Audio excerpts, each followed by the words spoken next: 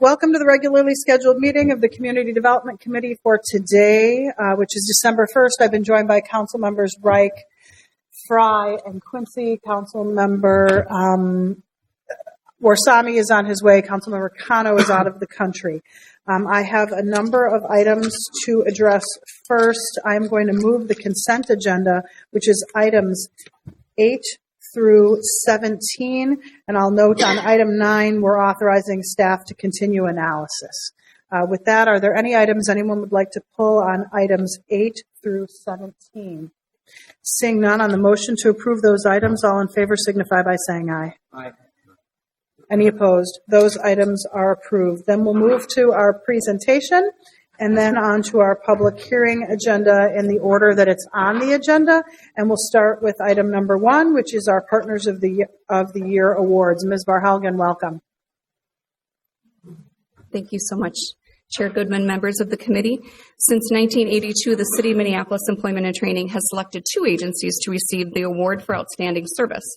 And this year, we're proud to present the 2015 Award for Outstanding Service to Hired and LifeTrack for their great work in assisting Minneapolis residents to develop their academic and life and work skills, to identify career pathways, and obtain industry-recognized credentials and achieve meaningful employment.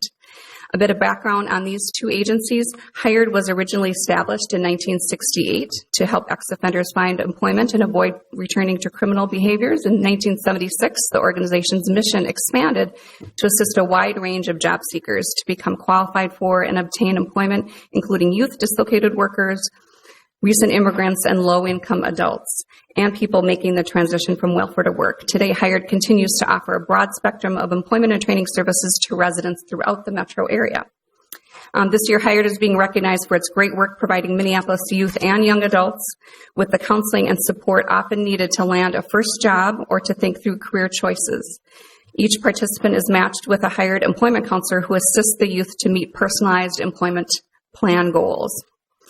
Secondly, LifeTrack has nearly 70 years of experience helping people find meaningful employment skills and is the state's largest provider of refugee employment services. LifeTrack has a mission to work together to develop the strengths within children, families, and adults facing the greatest life challenges so that all families and individuals are strong, healthy, and productive members of the community.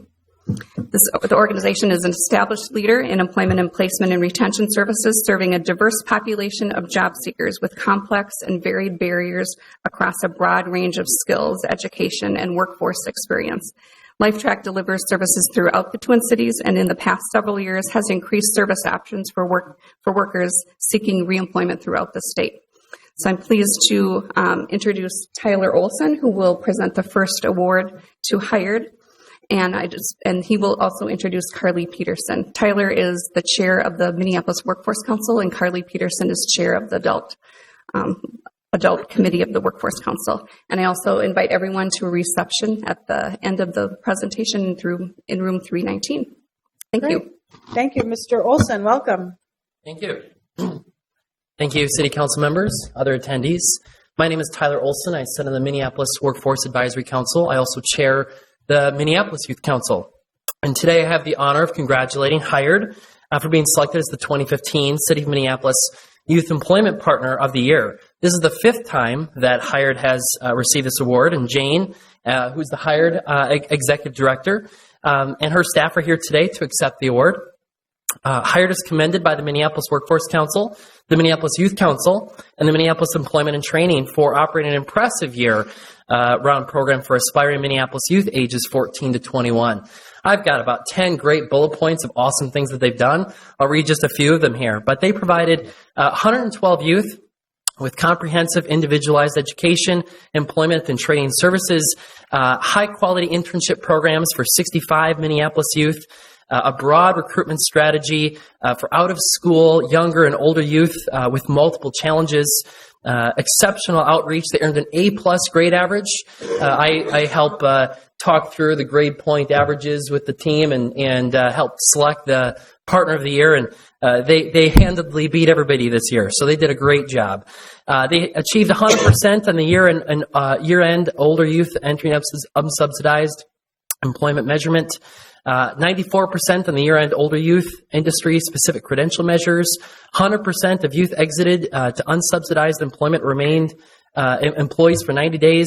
They just have lots of great bullet points here. So help me thank Hired for winning such an exceptional award this year. If you guys want to come up and receive the award. This is an awesome looking plaque too.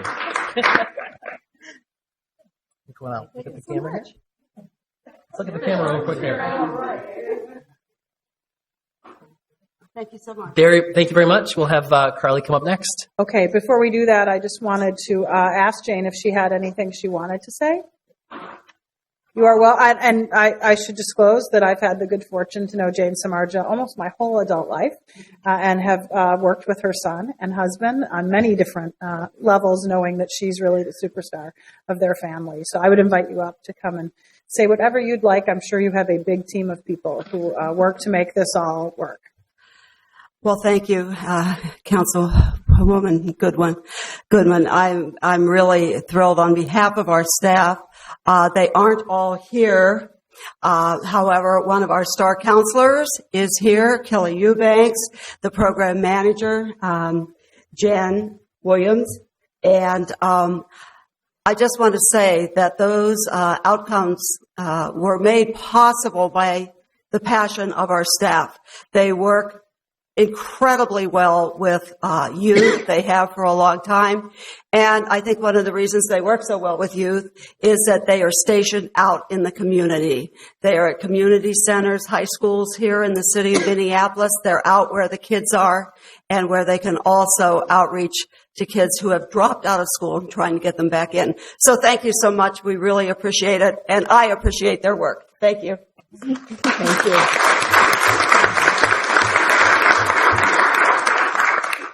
Good afternoon, council members and guests. My name is Carly Peterson. I'm with Minneapolis Public Schools and am one of the chairs to the Adult Services Committee for the Workforce Council of Minneapolis. As Deb Barhelgen mentioned, we are excited to recognize LifeTrack as the outstanding adult program, and we congratulate Hired as well, but I will invite the employees from LifeTrack to come up. We have Andrew Koch, Employment Specialist, Liberty Nicholson, Manager of Employment and Training, and then Trixie Goldberg, President and CEO of LifeTrack. LifeTrack is being recognized as Partner of the Year for their work in Training to Career program, and it helps people get a recognized job skills training in an in-demand job. And then it has job placement and retention services as well. There are two main programs that they've been working on are commercial driving and construction. They provide entry-level jobs at a pay of about $16 an hour. To ensure success, LifeTrack has developed a model where they do some really thorough assessment and provide support services to increase success for the participants in the program. The model has proven effective, and as LifeTrack currently has a cumulative grade of A and has met or exceeded all of their performance levels. So they have provided in 2015 33 successful completions in training and 30 placements into a job. So again, here are our guests, and I congratulate the LifeTrack staff. And Trixie, if you'd like to say, here's your lovely plaque right here. That's beautiful. There it is. Thank you. Ms. Goldberg, welcome. Good. Thank you so much, Councilmember Goodman and the council. LifeTrack is thrilled to be recognized as such a strong partner here in Minneapolis. We're extremely proud of our work. Not only are we proud of our direct services, we're proud that we're partners with so many great organizations. And really, the story of LifeTrack's work here in Minneapolis is a story of many great partners. And I think I'm going to ask Andrew to come forward and maybe mention a few of those partners, as well as maybe share a few perspectives as an individual who really is a champion for all of our Train to Career participants. Andrew? Thank you. Thank you for having us today and giving us this award. Honestly, the thing I'm most proud of is that I called a lot of my clients to come today, and they're all working. I said, no, I'm going to be in Indiana driving a load. It's okay, that's great. But for every person that we were able to help, I have a stack of applications on my desk of people that we haven't been able to serve. So I guess I would employ the city to keep funding these programs because they're really, really important. I live in North Minneapolis, and I serve a lot of folks in North Minneapolis across the entire city as well.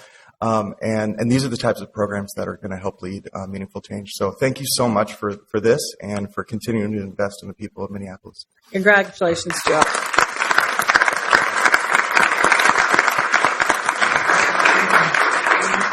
On this item, Councilmember Quincy.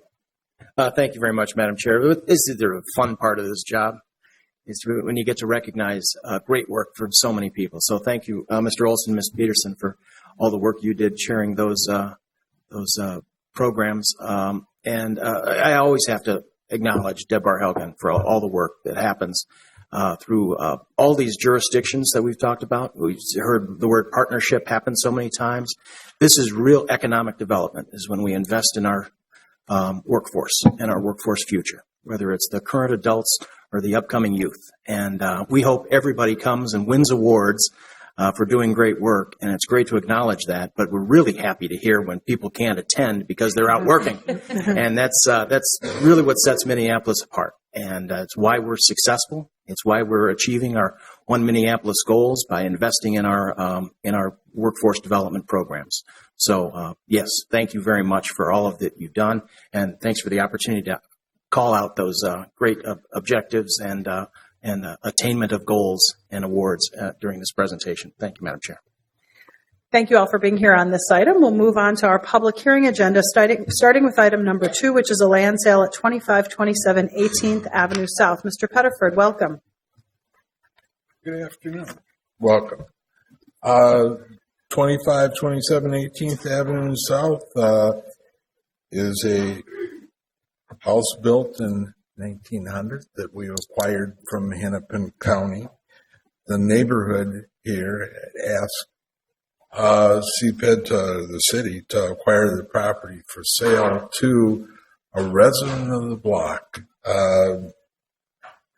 Linda K. Leonard and her daughter Mary Juanita Leonard, and they plan on substantially rehabilitating the property, and the daughter will be the owner-occupant of this 1,368 square foot single-family house that they're making substantial improvements to. It's on a small parcel. It's located right next to a park.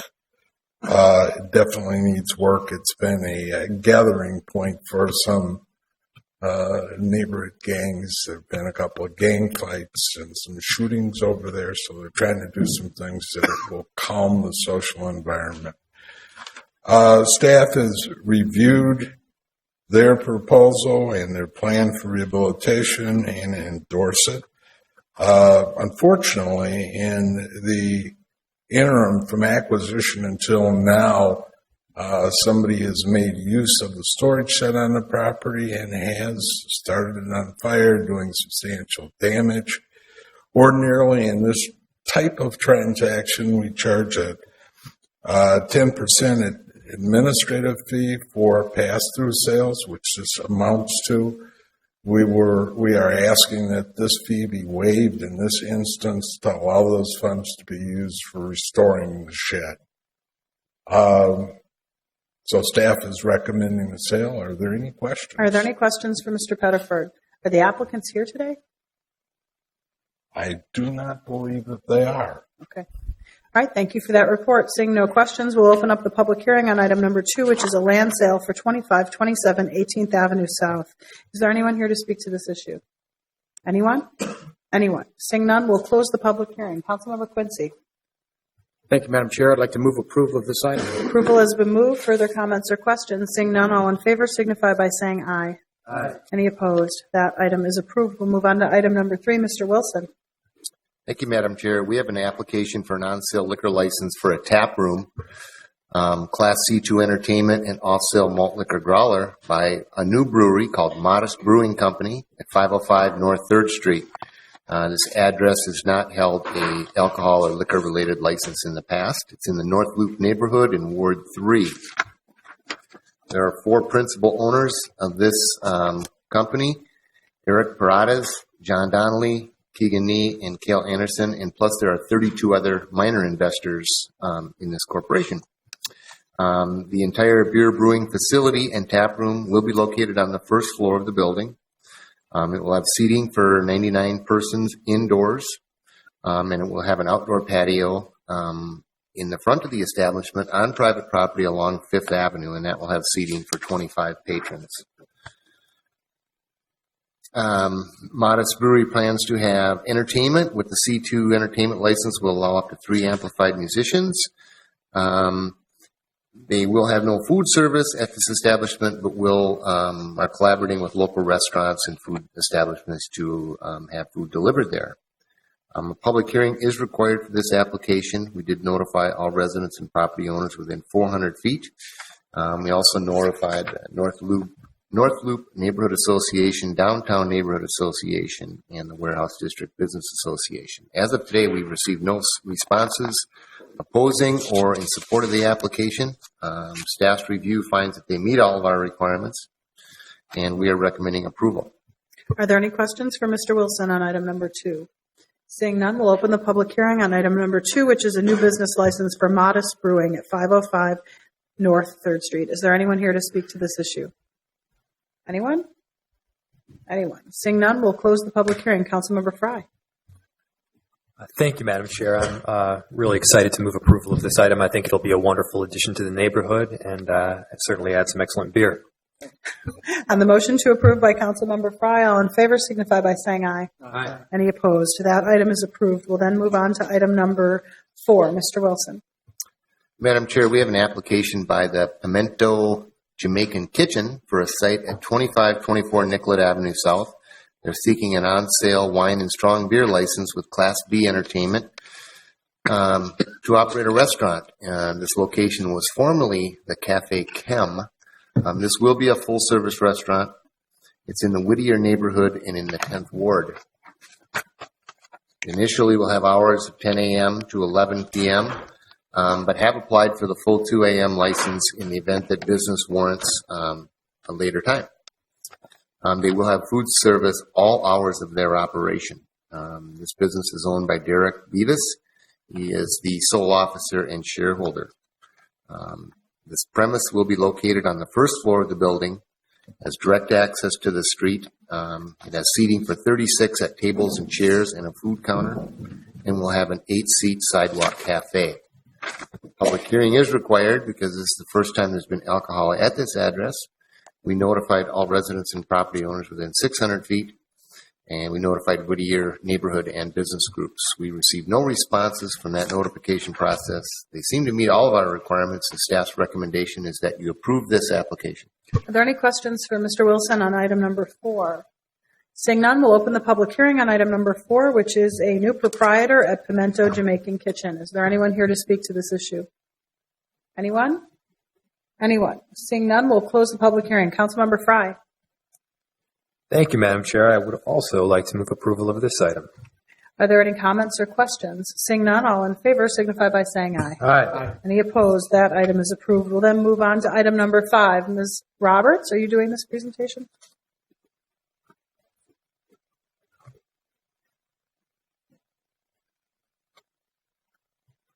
On my scooter, I can make it very fast. I'm sorry. That's fast. Thank you, Council Chair Goodman and Council members.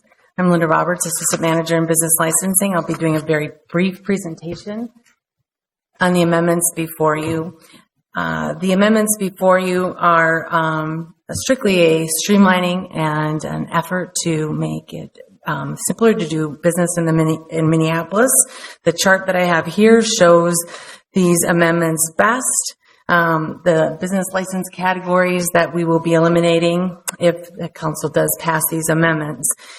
It's important to note that council has already voted to support eliminating the fees for all of these license categories and have considered this in September.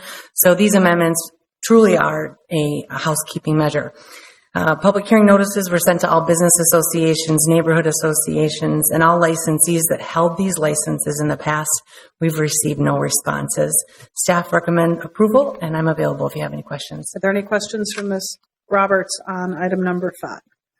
Seeing none, is there anyone here to speak to item number 5? Anyone? Anyone? Seeing none, I will close the public hearing. Councilmember Fry.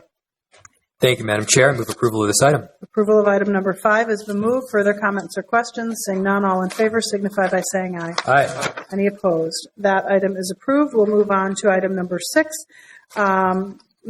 Schuckman, are you doing this report, or who's doing this report? Okay. Kelly Kish, welcome. Thank you, Madam Chair and committee members. I am Kelly Kish. I'm the recycling coordinator in the Division of Solid Waste and Recycling of the Department of Public Works. The amendments before you are simple technical changes to reflect the acceptable materials and the unacceptable materials as they were recently updated by the state of Minnesota in their siting and design for compost facilities. One additional change that is in the proposed amendments is to add in that the city will develop and distribute educational materials for those who do backyard composting to help make it as easy as possible for them to do it effectively. With that, I am available for any questions as our regulatory services staff. Okay. Are there any questions for staff on this item? Seeing none, Councilmember Reich. Thank you, Madam Chair. I don't know if that was included, but I do want to move an amendment that's before you. That's further clarification on the positioning and categories of positioning for residential and non-residential lots, in addition to the item that was just described by staff. Okay. Are there any questions on Councilmember Reich's amendment? Seeing none on the amendment, all in favor signify by saying aye. Aye. Any opposed? That amendment is approved. On the main ordinance, Councilmember Reich, did you want to speak to that? Yes, I do. Thank you, Madam Chair. Very much appreciate the work and to provide the clarification. I think it's a two-way street when we create things. It's not just those who wish to participate or do participate, but it's also for those who don't, who may be adjacent, to know what the rules are, to have very clear delineation of what is allowable and what's not. In addition, I like the work that was done with our regulatory division. When we do have something in place, we regulate it, and to make sure that division is on board, that their staff is aware, they have the tools to be aware and be able to regulate in an informed way. And so I appreciate that involvement as well. So it's not just setting forth what we want to do, but how we're going to go about managing it. So I appreciate that work as well. So with that, I'll move what's before us, Madam Chair. The main motion to approve the staff recommendation as amended by Councilmember Reich. Further comments or questions? Seeing none, all in favor signify by saying aye. Aye. Any opposed? That item is approved. Thank you for being here today. We'll then move on to our quasi-judicial public hearing agenda. There's one item on that agenda, and that quasi-judicial public hearing is chaired by Councilmember Fry. Councilmember Fry. Thank you, Madam Chair. We have the one item, which is La Que Buena's Class C on-sale liquor and special 8 hours food licenses. I just wanted to note for the chair that we do have a Spanish interpreter who is here. She's sitting right in the front, and I wanted to welcome her and thank you for being here today. Yes, thank you for being here. It's considering the administrative law judge's findings and conclusions recommending adverse action against the Class C on-sale liquor and special late hours food licenses held by La Que Buena, Inc. at 1609 East Lake Street, and I believe presenting for us today is Mr. Fussy. Thank you, Mr. Vice Chair and committee members. Yes, that's correct. Today it is the subject matter of the licenses held by La Que Buena. This is a quasi-judicial hearing that's being held pursuant to the Administrative Procedures Act, meaning that each party has an opportunity to present final arguments regarding the report and recommendation that is part of the record before you. However, no additional evidence or testimony is allowed at this proceeding. And for the purposes of the record, I am Joel Fussy, Assistant Minneapolis City Attorney, and it was my role to represent city staff in this matter, inclusive of Mr. Wilson and his business licensing staff, as well as the Minneapolis Police Department, in particular the 3rd Precinct and the Police Licensing Division, over the course of the many months of extensive proceedings. I'll attempt to be as brief as possible today and believe I may have 5 or 10 minutes of remarks to offer. I'm also mindful that we do have a translator present for the benefit of at least one of the license holders. This matter was heard by Administrative Law Judge Laura Sue Schlatter of the Minnesota Office of Administrative Hearings during the course of a week-long evidentiary hearing in June of this year. In the months following the hearing, extensive post-hearing briefs and arguments were submitted by both parties, and Judge Schlatter issued her report on October 7th of this year. It is this 34-page report and recommendation which is before you today for consideration. The city has sought and continues to seek in this matter denial of the renewal of the 2 business licenses in question, a Class E on-sale liquor license and a late hours food license. The liquor license, of course, permits the establishment to serve beverage alcohol, while the late hours food license allows the establishment to serve food after 2:30 a.m., which is the time patrons would normally have to vacate the premises. As alleged by the city, and as specifically found to have occurred by the ALJ in this matter, the grounds for this recommendation include an extraordinary history of multiple license violations, multiple administrative citations and fines, multiple youth alcohol compliance failures, multiple license settlement conferences, failure to abide by agreed-upon license conditions, and multiple incidents of criminal and nuisance activity taking place on and directly connected to the business premises, involving serious assaults, large fights, a murder, and the use of dangerous and deadly weapons, including knives, bottles, firearms, resulting in substantial bodily injuries and the loss of life. The record and report also reflect that this impact is largely unprecedented in scale in relation to other licensed businesses in Minneapolis and has resulted in the expenditure of massive and disproportionate amounts of public resources,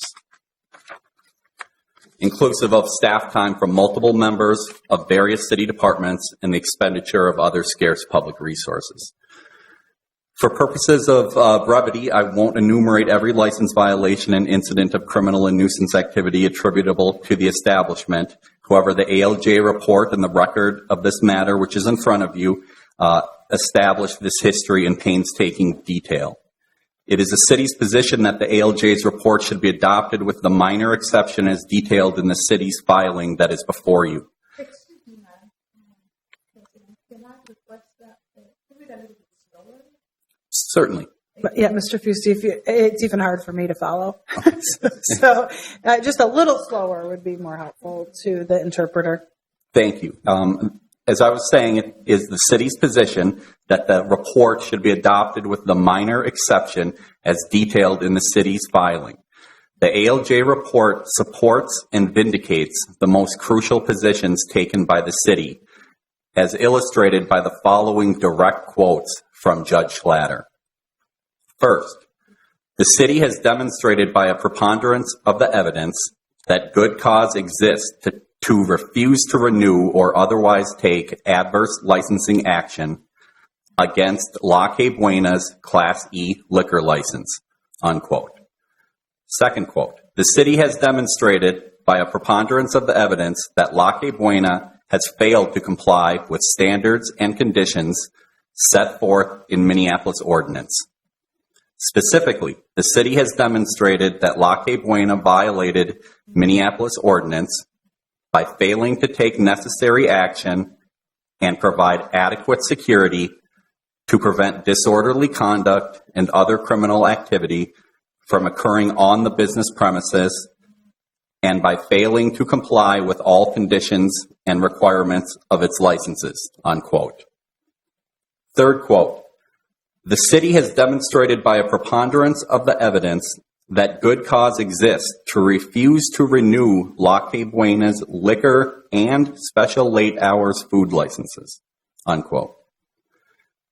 Fourth quote, because the city has demonstrated that La Que Buena has failed to comply with Ordinance 259.250 on repeated occasions, the city has demonstrated sufficient grounds for non-renewal of or other adverse action against La Que Buena's liquor license pursuant to that ordinance. Assault, disorderly conduct, weapon use, and alcohol compliance failures on its premises are sufficient good cause to subject licenses to non-renewal or adverse action. The city presented undisputed testimony that La Que Buena's historical failure to curb disorderly and violent conduct on and around its premises, demanded excessive city resources, and drew protests from nearby neighborhood groups, unquote. The city respectively differs with only one aspect of the report of the ALJ in this matter, namely, what punishment should be imposed upon the establishment's liquor license. The ALJ, after balancing many factors, recommended that an alternative form of adverse license action be imposed against the liquor license, namely renewal subject to strict conditions. I would note that there is no dispute regarding the late hours food license, which the ALJ conclusively recommended should not be renewed. As referenced above, the ALJ did resoundingly conclude that good cause had been established to refuse to renew the liquor license. Crucially, this recommendation of the ALJ regarding the proper type of sanction to be imposed against the liquor license is merely a recommendation. The City Council is entirely free to impose the level of adverse license action it deems most appropriately supported by the record. And in this case, that sanction should be non-renewal of the liquor license. Therefore, the city submits that the report of the ALJ should be adopted, but that, on balance, this committee should conclude that renewal of the liquor license held by La Que Buena would not serve the public interest and should refuse to renew it. The ALJ's recommendation for a lesser sanction to be imposed upon the liquor license is largely predicated upon the establishment's supposed recent remedial efforts aimed at curbing some of the ongoing impact